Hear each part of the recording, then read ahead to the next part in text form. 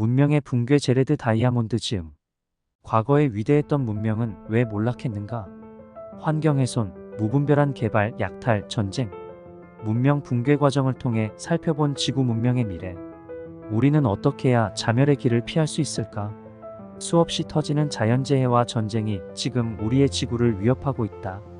퓰리처상 수상 작가 제레드 다이아몬드는 과거의 위대했던 문명 붕괴 과정과 현대 사회의 위기를 꼼꼼히 분석해 우리에게 질문을 던진다. 몰락할 것인가? 살아남을 것인가? 살아남기 위해서 우리는 무엇을 해야 하는가? 이 책에 그 모든 답이 제시되어 있다. 전 세계 모든 지역을 조사해 지구 문명의 현실과 미래를 예견한 우리 시대의 필독서. 하루를 이 책과 함께하면 인류의 미래가 바뀔 수 있다. 이스터 섬 무자비한 산림 파괴와 전쟁, 지배계급이 전복되면서 멸망. 피케언 섬과 핸더슨 섬 우호적인 이웃의 지원 중단으로 사회가 완전히 사라짐. 미국 남서부 아나사지 문명 환경 훼손, 과잉 인구, 기후 변화로 붕괴됨. 마야 문명 환경 훼손, 인구 폭발, 기후 변화, 전쟁으로 붕괴됨. 노르웨이령 그린란드 환경 파괴, 이누이트와의 적대 관계 등으로 사회 적응 실패. 르완다 인구 과잉과 환경 훼손 등이 전쟁을 유발해 멸망. 중국 대기, 수질, 토양 오염 심각. 서식지 파괴, 대규모 개발로 위기 봉착. 오스트레일리아 뿌리 깊은 영국식 가치관, 교역과 이민, 토질 악화로 위기에 처함. 이처럼 군사적 요인이나 경제적 요인만으로도 한 사회가 몰락할 수 있다. 따라서 이 책의 제목을 정확히 한다면 환경적 요인, 그리고 기후 변화, 적대적 이웃, 우호적 무역 상대, 사회 구성원의 반응에 따른 사회의 붕괴가 될 것이다. 이런 범위 내에서 우리는 과거와 현재를 오가면서 많은 사례들을 살펴볼 것이다. 세계 7대 불가사의 하면 떠오르는 이스터 섬의 모아이 석상. 저도 한때는 이런 말도 안 되는 일을 외계인이 만들어 놓았거나 거인이 만들어 놓았을 거라 생각했습니다. 그도 그럴 것이 이 말도 안 되는 크기의 석상을 어떻게 만들고 옮겨 놓았을까요? 제 상식으로는 풀리지 않은 수수께끼였기 때문입니다. 대부분의 사람들도 마찬가지였을 거라 생각합니다. 아마 지금도 풀리지 않는 미스터리로 몰아가는 유튜버들이 적지 않을 것입니다. 이는 태양이 지구 주위를 돌고 있다고 여전히 믿고 있는 창조론자들과 크게 다를 바 없습니다. 여기서는 모아이 석상이 있는 이스터 섬의 문명이 왜 붕괴되었는지 궁금한 분들을 위해 문명의 붕괴 일부 내용 일부를 정리해 전달드리겠습니다. 이스터 섬은 바다에서 융기한 새 화산으로 거의 이루어진 삼각형의 섬이다. 남이 27도의 아열대 지역에 위치해서 이스터 섬의 기후는 온화한 편이며 화산 폭발 덕분에 토양은 비옥하다. 이런 점에서 이스터 섬은 세계의 다른 지역을 옥죄는 문제에서 벗어난 축복의 땅이었고 지상낙원으로 갖고 가기에 충분한 땅이었다. 이스터 섬을 언급할 때마다 모두가 가장 먼저 떠올리는 문제를 이제부터 본격적으로 살펴보자. 즉 모아이라 불리는 거석상과 아후라 불리는 돌기단이다. 지금까지 약 300개의 아후가 확인되었지만 대다수의 기단은 작고 모아이가 세워져 있지 않다.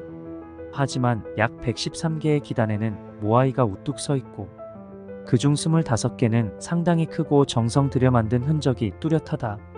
기단과 석상이 폴리네시아에 널리 퍼져 있다면 유독 이스터 섬 사람들만이 사회적 자원을 대대적으로 투자해서 그런 기념물을 만들고 더 크게 만들려고 경쟁을 벌였던 이유는 무엇일까? 적어도 4가지 요인이 겹쳐서 이런 결과를 빚어낸 듯하다. 첫째, 라노라라쿠의 응회함은 태평양에서 생산되는 돌 중 조각하기에 가장 적합한 돌이었다. 둘째, 태평양의 다른 섬들은 며칠만 항해하면 닿을 수 있는 거리 내에 있었다. 하지만 이스터 섬은 완전히 동떨어져 있어 그런 경쟁의 분출구를 갖지 못했다. 태평양 섬들의 족장들은 다른 섬들과의 경쟁에서 승리함으로써 권위와 위신을 세울 수 있었지만 내 제자의 표현을 빌리자면 이스터 섬의 남자들은 재미있게 놀 거리가 없었다. 셋째, 이스터 섬의 지형이 전반적으로 완만했고 각 지역의 자원이 상호 보완적 역할을 하면서 섬의 통합이 어느 정도 이루어질 수 있었다. 그 덕분에 모든 시족이 라노라라쿠의 돌을 확보할 수 있었고 모두 그 돌을 조각하는데 심혈을 기울였다. 이스터 섬이 마르키즈 제도처럼 정치적으로 분열되었더라면 라노라라쿠를 차지한 통가리키 시족이 응회함을 독점했을 것이고 설령 그들이 응회함의 사용을 허락했더라도 이웃시족들이 자신들의 지역을 지나는 석상의 운송을 허락하지 않았을 것이다. 이런 갈등이 훗날 실제 일어나기도 했다. 어쨌든 기단과 석상을 세우기 위해서는 많은 사람을 먹여 살려야 했다. 따라서 지배계급이 관리한 고지대의 플랜테이션에서 충분한 식량을 생산했다는 증거가 아닐 수 없다. 기중기가 없던 시대에 이스터 섬 사람들이 어떻게 석상을 조각해서 운반하고 세웠을까? 그녀의 이론에 따르면 이스터 섬 사람들은 태평양 섬 사람들이 숲에서 베어낸 통나무를 그 자리에서 카누처럼 안을 파낸 후 해안까지 운반하는 방법으로 널리 사용하던 카누 사다리를 변형시켰다. 또한 하와이 사람들이 카누 사다리로 옮겼던 커다란 카누들이 이스터 섬에서 평균 크기의 모아이들보다 더 무거웠다는 것은 이미 잘 알려진 사실이다. 석상과 기단을 건설하는 전체적인 과정에서는 엄청난 인력이 소모되었다. 따라서 석상을 주문한 족장은 그들을 먹이는데 충분한 식량을 축적해서 먹여야 했고 보수까지 식량으로 받았을 것이다. 석상을 운반해서 세우려면 식량만 필요했던 것은 아니다. 50에서 500명이 19에서 90톤에 달하는 석상을 끌어당기려면 틀림없이 굵고 긴 밧줄이 필요했을 것이고 썰매, 카누, 사다리, 지렛대로 사용할 굵고 튼튼한 나무도 있어야 했다. 하지만 로에벤을 비롯해 그 이후 이스터 섬을 방문한 유럽인들은 그 섬에서 나무를 거의 보지 못했다. 간혹 눈에 띄는 나무도 작았고 3m를 넘지 않았다. 폴리네시아 전체에서 가장 나무가 없는 섬이었다. 그럼 밧줄과 목재를 만드는데 필요했을 나무는 어디에 있었을까? 이스터 섬은 산림 파괴의 결과를 보여주는 태평양 지역에서, 아니 세계 전체에서 가장 극단적인 예이다. 산림 전체가 사라졌고 모든 수종이 멸종되었다. 그 결과는 곧바로 섬 사람들에게 미쳤다.